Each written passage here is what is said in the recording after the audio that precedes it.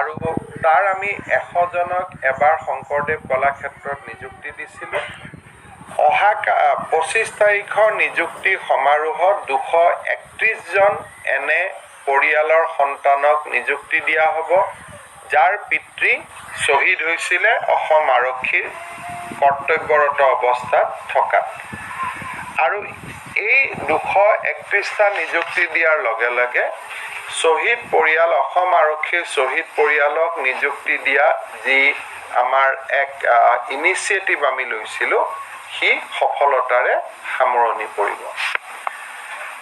যোৱাবাৰ অসম আৰক্ষী নিযুক্তি প্ৰক্ৰিয়াত আমি 411 জন প্ৰাৰ্থীক নিযুক্তি দিব পৰা নাছিলোঁ, তেওঁলোকৰ কম্পিউটাৰৰ চাৰ্টিফিকেটৰ ওপৰত থকা অভিযোগৰ পৰিপ্ৰেক্ষিতত।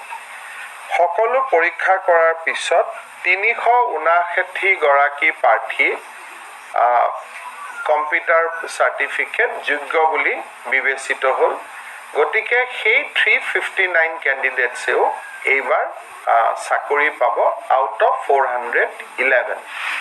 গতিকে অসম আৰক্ষীত 231 জন শ্বহীদ পৰিয়াল আৰু যোৱাবাৰৰ ৰিক্ৰুটমেণ্ট পৰীক্ষাৰ পিছত আমি দিব নোৱাৰা 359 গৰাকী প্ৰাৰ্থীও সংলগ্ন হৈ থাকিব।